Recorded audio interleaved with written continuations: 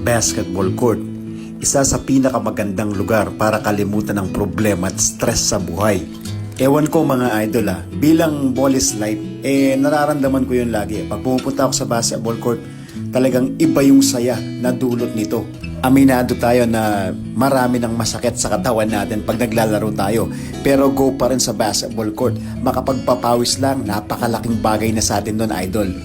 Di na tulad nung bata tayo. Oo, napakabilis lumipas ng panahon. Dati gigising lang tayo ng maaga para mag-basketball. Uuwi tapos kakain tapos basketball ulit.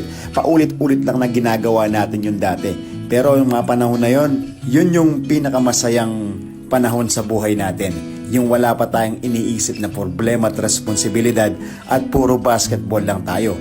Ngayon kasi kailangan na nating unahin yung responsibilidad at pag nagka-free time, doon lang tayo pwedeng maglaro ng basketball mga idol. Ako, aminado ko, nagkakaedad na rin ako pero hindi ko pa rin matanggal sa puso ko yung larong minahal natin ang basketball. Ikaw idol, mag-comment ka naman kung taga saang lugar ka at anong edad ka na, nakakapaglaro ka pa ba? Anong the best Sunday papawis mo or yung basketball club mo? Grabe no, napakahirap tigilan ng basketball. Alam nyo, medyo nalulungkot ako pag nakakarinig ako ng mga tao na sabihin nila na wala na silang ganang maglaro, wala na yung passion, tinatamad na. Ako, pag naisip ko yon, syempre iniisip ko rin sila na kailangan unahin yung responsibilidad. Pero pag naisip ko yun, iniisip ko kung paano ako nagsimula sa basketball. Yung magandang alaala ng kabataan natin. Kaya yun, nagkakaroon pa rin ako ng gana at tuloy pa rin sa passion, tuloy pa rin sa basketball. Sa ating mga balls life, basketball court is the best place to forget every problem. Talagang ito yung talagang pahinga natin. Pahinga natin sa magulong mundo. Pahinga natin sa mga problema, stress. Pahinga natin sa mga pagsubok na dumadaan sa buhay natin. Makapagpapawis lang at makapag-basketball lang ng ilang game, masaya na. Random mo ako, idol, di ba? Naalala ko tuloy nung mga bata pa tayo, lagi nila sinasabi na dagdagan mo ng gulang yung laro mo. Pag tumanda ka, magkakaroon ka rin ng ganyan. Matututo ka rin manggulang. Totoo nga, no? Kaya yung ibang bowlers, sinasabi nila na tapos na tayo sa pagalingan. Nandun na tayo sa pagulangan.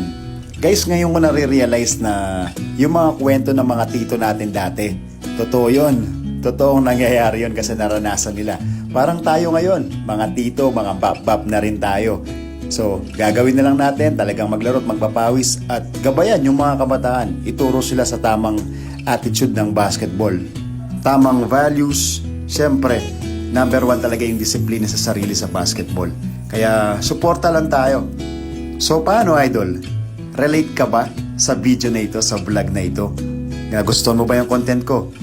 Mag-comment ka naman dyan. Pusuan mo na rin at i-share. Malaking bagay yun sa akin, idol.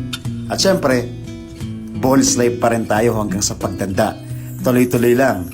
Hanggang sa magpahinga na tayo at manood na lang. Pero hanggat kaya pa, ilaro lang natin.